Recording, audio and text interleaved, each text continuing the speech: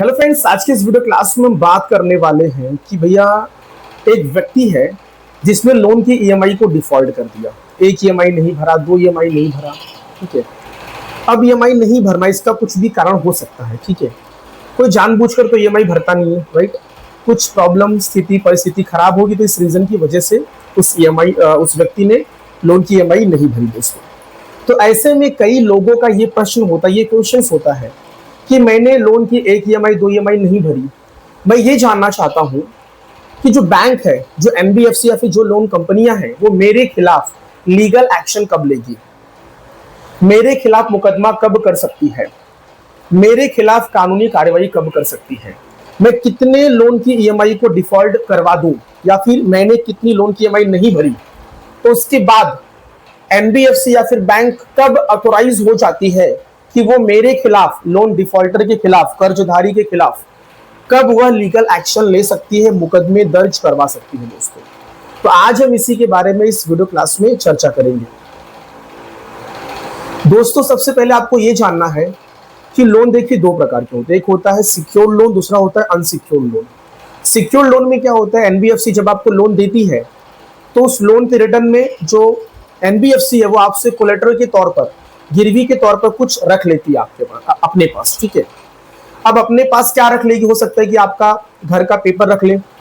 या फिर कोई आपका लाइक सपोज गोल्ड रख ले, ठीक है, या फिर कोई भी किसी भी प्रॉपर्टी का पेपर्स वगैरह जो भी है वो अपने पास as a security, as a collateral के तौर पर रख ले, और आपको ये कह दे कि भैया यदि आपने फ्यूचर में लोन का रिपेमेंट नहीं किया तो फिर हम क्या करेंगे, इस प्रॉपर्टी संपत्ति को सेल आउट करके, ऑक्शन करके हम क्या करेंगे, लोन की जो बकाया राशि है उसको हम रिकवर करेंगे। तो ये सिक्योर लोन के केस में होता है। और दोस्तों एक होता है अनसिक्योर लोन। अनसिक्योर लोन में कैसा, किसी की अपना ये पर्सनल लोन, क्रेडिट कार्ड का लोन हो गया, या फिर लाइक सपोज आपने बैंक से ओवरड्राफ्ट किया, राइट। तो एक ऐसा लोन जहां पर आप बैंक से लोन तो ले लेते हैं, एनबीएफसी लोन कंपनियों से लोन तो ले लेते हैं, बट उसकी रिटर्न, उसके एवज में आप बैंक के पास कुछ भी कोलेटरल या फिर गिरवी के तौर पर कुछ भी रखते नहीं है। तो ऐसे में बैंक के पास कोई ऑप्शन नहीं रहता है कि भैया आगे चल के यदि लोन का डिफॉल्ट हो जाता है, ईएमआई को नहीं भरा जाता है, तो कैसे बकाया राशि, ड्यू अमाउंट का किस तरीके से वसूली किया जाए, उसकी रिकवरी कैसे की जाए। तो कहीं ना कहीं जो अनसिक्योर्ड जो लोन होता है, जो पर्सनल लोन होता है, जो एनबीएफसी लोगों को देती है, ऐसे में कहीं ना कहीं यहाँ पे क्या होता है, थोड़ा सा रिस्क होता है कि भैया कल को यदि कर्जधारी ने, यदि लोन डिफॉल्टर ने यदि लोन का रीपेमेंट नहीं किया तो फिर लोन की वसूली कैसे होगी। तो ऐसे में कहीं ना कहीं क्या होता है, जो अनसिक्योर्ड लोन, थोड़ा सा इसमें क्या होता है, लोन की रिकवरी करना थोड़ा सा क्या हो जाता है, मुश्किल, यदि लोन डिफॉल्ट हो जाता है तो दोस्तों। सो डियर फ्रेंड्स, अब हमको यह समझना है कि बैंक, एनबीएफसी या फिर लोन कंपनियां कर्जधारियों के ऊपर लीगल एक्शन, कानूनी कार्यवाही कब कर सकती है, वो कब ऑथोराइज हो जाती है। सो डियर फ्रेंड्स, यदि किसी व्यक्ति ने लोन लिया है और उस व्यक्ति ने लोन की पहली किस्त, दूसरी किस्त और तीसरी किस्त, तीनों ईएमआई को लगातार कंटिन्यूअसली वह व्यक्ति नहीं भर रहा है, उसको बाउंस करवा रहा है, तो 30 दिन मतलब क्या हुआ, 90 दिन, ठीक है। अगर मैं ओवरऑल नेट कैलकुलेशन करूं तो समझ लीजिए कि 92 डेज, 92 दिन। जब 90 दिन हो जाते हैं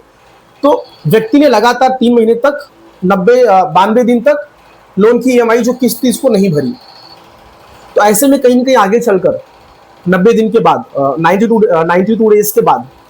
जो लोन कंपनी, जो एनबीएफसी या फिर जो बैंक होती है, वो आरबीआई की गाइडलाइंस के मुताबिक, उनके रूल के हिसाब से जो लोन कंपनियां होती है वो क्या होती है, ऑथोराइज हो जाती है, ठीक है। मतलब कि वो एम्पावर्ड हो जाती है कि वो ऐसे व्यक्तियों के खिलाफ क्या कर सकते हैं, कानूनी कार्रवाई और लीगल एक्शन ले सके दोस्तों। और आगे चलकर यदि व्यक्ति लोन का रिपेमेंट नहीं करता, लोन की ईएमआई को नहीं भरता है, तो आगे चलकर उस व्यक्ति का जो लोन अकाउंट है वह एनपीए, नॉन परफॉर्मिंग एसेट्स में भी क्या हो जाता है, बोलो, ट्रांसफर कर दिया जाता है और डिक्लेयर कर दिया जाता है। तो होता क्या है, अब ऐसे में यदि वह व्यक्ति का अकाउंट एनपीए में चला जाता है तो उसका एक निगेटिव, एक जो बुरा जो प्रभाव पड़ता है उसके सिविल स्कोर पर पड़ता है। अब सिविल स्कोर पे नेगेटिव इफेक्ट पड़ेगा तो उस व्यक्ति का जो सिविल स्कोर है वो धीरे धीरे डाउन होता जाएगा, नीचे गिरता जाएगा। तो सिविल स्कोर क्या दर्शाता है, सिविल स्कोर ये दर्शाता है कि आपकी एबिलिटी, आपकी कैपेबिलिटी कितनी है, आपने लोन पहले लिया था और आपने क्या उसको टाइम पे भरा है क्या, ये चीज को दर्शाता है, ठीक है। तो कहीं ना कहीं यदि आपके सिविल स्कोर गिरती जाएगी तो ये क्लियर होगा, मतलब सिविल स्कोर से ये पता चलेगा कि इस व्यक्ति ने फला फला यहाँ से लोन लिया था और लोन का वो डिफॉल्ट करता है, क्या लोन की ईएमआई को वो नहीं भर रहा है, ठीक है। तो ऐसे में कहीं ना कहीं आपका सिविल स्कोर गिरता जाता है, तो आगे चलकर क्या होगा, आपको कोई नया लोन लेने में आपको काफी परेशानी आ सकती है। तो लोन लेकर लोन नहीं भरना, लोन की ईएमआई को बाउंस करवाना, डिफॉल्ट कर जाना, आपका अकाउंट एनपीए में चला जाना, डिफॉल्टर घोषित हो जाना, तो ऐसे में कहीं ना कहीं सिविल जो आपका जो सिविल होता है, सिविल पे काफी नेगेटिव इंपैक्ट जाता है और आपका सिविल गिरता जाता है। तो कहीं ना कहीं आगे चल के दोबारा वापस से फ्यूचर में आपको लोन लेने में काफी तकलीफ और दिक्कतें आ सकती है दोस्तों। तो डियर फ्रेंड्स, होता क्या है, आपने लगातार तीन किस्तों को आपने बाउंस करवा दिया, 92 दिन हो गए, तो जो एनबीएफसी जो लोन कंपनियां हैं वो आरबीआई के गाइडलाइंस और उनके रूल के मुताबिक वो ऑथोराइज हो जाती है कि वो आपके खिलाफ लीगल एक्शन ले सकती है।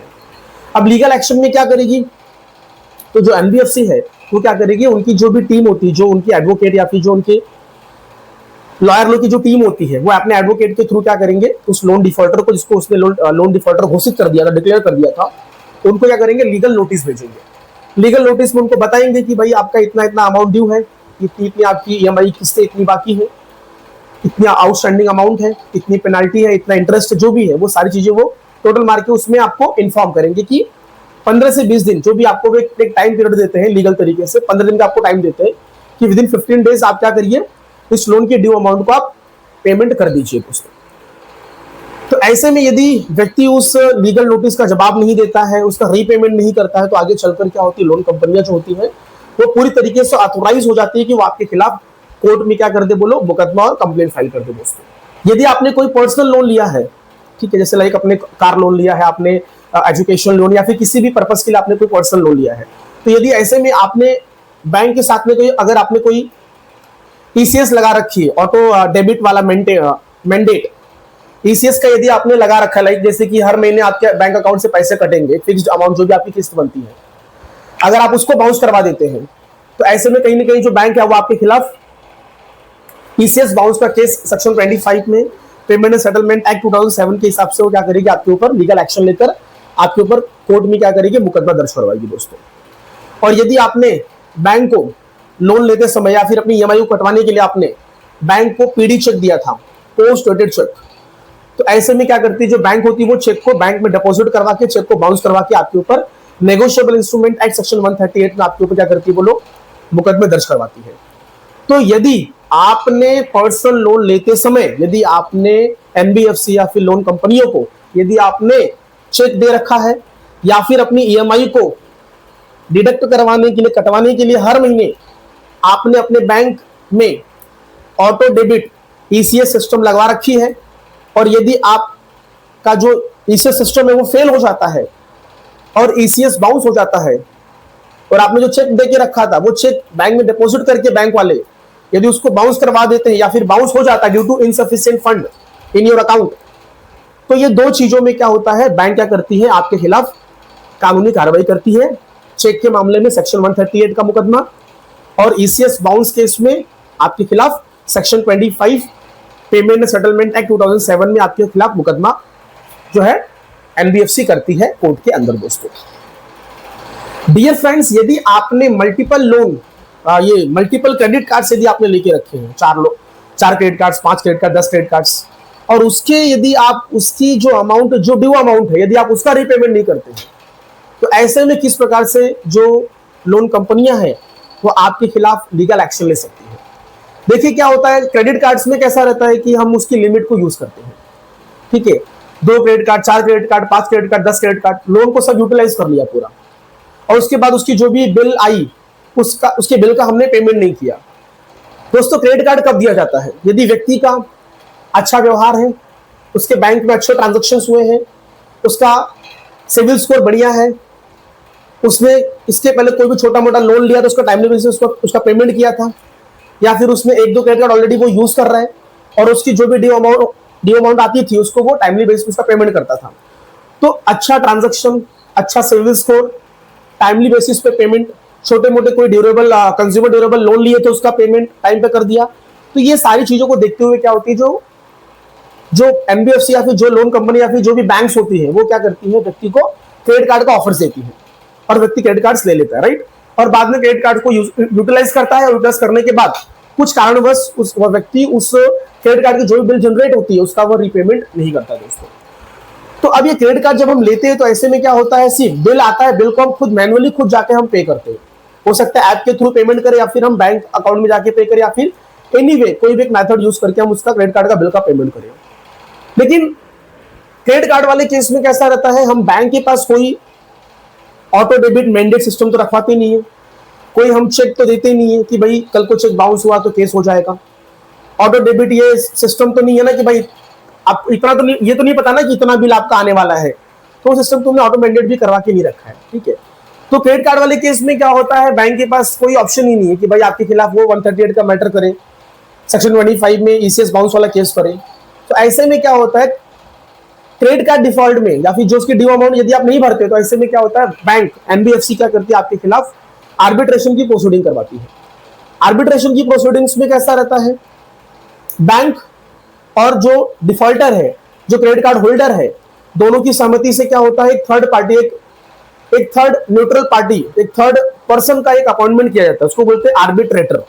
और ये आर्बिट्रेटर का जो अपॉइंटमेंट होता है वो बैंक और पार्टी, जो क्लाइंट होते हैं, जो कस्टमर्स होते हैं, जो लोन डिफॉल्टर्स होते हैं, वो दोनों की म्यूचुअल कंसेंट से उस आर्बिट्रेटर का अपॉइंटमेंट किया जाता है दोस्तों। तो होता क्या है, आर्बिट्रेटर क्या करता है, दोनों पक्षों को सुनता है और सुनने के बाद करता है अवार्ड इशू करता है, अवार्ड पारित करता है। तो ऐसे में क्या होता है, फिर आगे चल के हो सकता है कि मे बी वो जो क्रेडिट कार्ड जो होल्डर है, जिसने क्रेडिट कार्ड का जो पेमेंट है वो नहीं किया, हो सकता है उसके खिलाफ में क्या हो जाए, अवार्ड इशू हो जाए, ठीक है। अवार्ड में क्या हो सकता है भैया, आपका कोई घर का जो सामान है, आपकी जो प्रॉपर्टी, जो आपके एसेट्स है, उसके सीजर का ऑर्डर आ सकता है कि इसका ऑक्शन करो और पेमेंट निकालो और जो भी है अमाउंट उसको पेमेंट करके खत्म करो, ठीक है। यदि कोई एक्स्ट्रा अमाउंट बच जाता है तो वो अमाउंट रिटर्न कर दो क्लाइंट को, कस्टमर्स को। या फिर यदि आपकी अच्छी खासी जॉब है, अच्छी खासी सैलरी है, तो हो सकता है कि आर्बिट्रेटर का जो अवार्ड इशू है उसके अंदर हो सकता है ये ऑर्डर आ जाए कि इनका जो भी सैलरी को अटैच कर लिया जाए, ठीक है। कुछ अमाउंट अटैच कर लिया जाए और कुछ अमाउंट छोड़ दिया जाए, ठीक है। तो इस तरीके से भी क्या होता है, सैलरी अटैचमेंट हो सकती है, प्रॉपर्टी अटैचमेंट का ऑर्डर अवार्ड में पारित किया जा सकता है आर्बिट्रेटर के द्वारा। तो ऐसे में कहीं ना कहीं यदि आपके अगेंस्ट में आर्बिट्रेशन की प्रोसीडिंग्स हो रही है,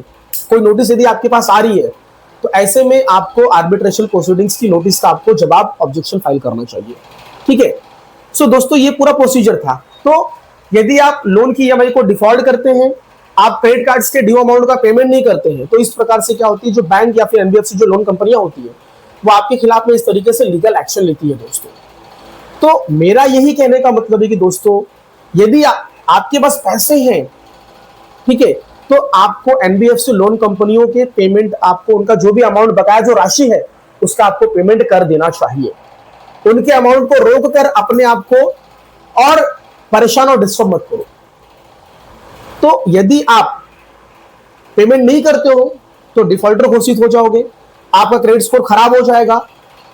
ये लोन कंपनी आपके खिलाफ में मुकदमे दर्ज करवा देंगी। तो ये सारी चीजों से यदि आप बचना चाहते हैं, तो यदि आपके पास पैसे हैं तो इनका पैसा आप दे दीजिए, इनका रीपेमेंट करवा दीजिए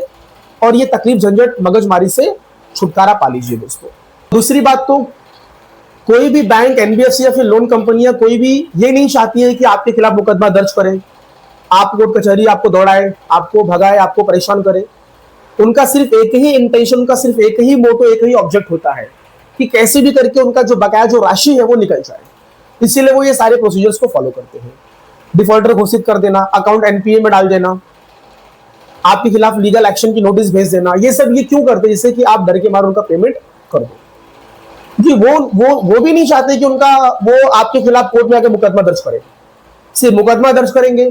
तो उनको क्या करना पड़ेगा, जो भी बकाया राशि, उस बकाया राशि के ऊपर उनको 10 से 12% कोर्ट फीस पे करना पड़ेगा, एडवोकेट उनको भी रखना पड़ेगा, ठीक है। तो कहीं ना कहीं जो एनबीएफसी जो लोन कंपनियां हैं उनका भी काफी खर्चा बैठता है, ठीक है। तो वो भी नहीं चाहती कि यार ये सब सारी चीजें वो करें। अगर लोन की अमाउंट राशि बहुत बड़ी अमाउंट है, ज्यादा अमाउंट है, 50 लाख 60 लाख करोड़ है, तो वो उसके बारे में सोच सकते कि भैया चलो मुकदमा कर देते हैं, कंप्लेन कर देते हैं, पैसे निकलेंगे ही। लेकिन यदि अमाउंट छोटे मोटे हैं, 4 लाख 5 लाख 10 लाख है, तो वो जो लोन कंपनी जो एनबीएफसी होती है वो क्या करती है, वो मुकदमेबाजी से बचती है वो, क्योंकि उनको मालूम है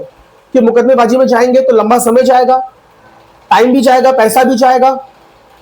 और पैसे तो निकलेंगे बट उसमें जितना पैसा निकालने के चक्कर में जाएंगे उतना उनका मुकदमेबाजी, उतना पैसा खर्चा हो जाएगा उनका। तो वो भी सारे फैक्टर, सारे घटक को देखते हुए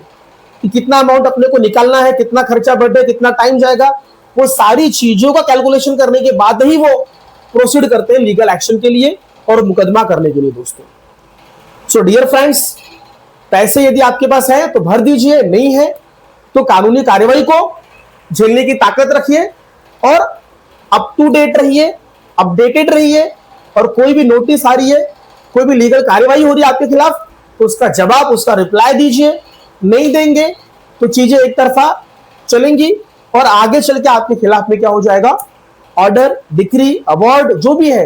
वो आपके खिलाफ में पास हो जाएगा दोस्तों, और काफी आपको भारी भरकम नुकसान हो सकता है। तो यदि मुकदमे दर्ज हो जाते हैं तो अप टू डेट रहिए, समन्स आ गया, वारंट आ गया, नोटिस आ गई, सारी चीजों का आपको जवाब देना है, शांति से आपको बैठना बिल्कुल भी नहीं है दोस्तों। सो डियर फ्रेंड्स, ये मेरा वीडियो यहीं पे समाप्त होता है। यदि आपको मेरा ये वीडियो अच्छा लगा हो, पसंद आया हो, तो मेरे इस वीडियो को लाइक कीजिए, अपने दोस्तों के साथ में शेयर कीजिए। यदि आप मेरे चैनल पर नए हैं तो मेरे इस चैनल को सब्सक्राइब करिए, और यदि मन में कोई डाउट्स, कोई शंका है तो कमेंट बॉक्स में अपने प्रश्नों को लिखिए, मैं उसका जवाब दूंगा। यदि कुछ आपको कानूनी सलाह चाहिए, एडवाइस चाहिए, कंसल्टेशन करना है तो आप मेरे लीगल हेल्प नंबर पे कॉल कर सकते हैं, मैं आपको जरूर आपकी मदद करूंगा दोस्तों। थैंक यू सो मच, धन्यवाद।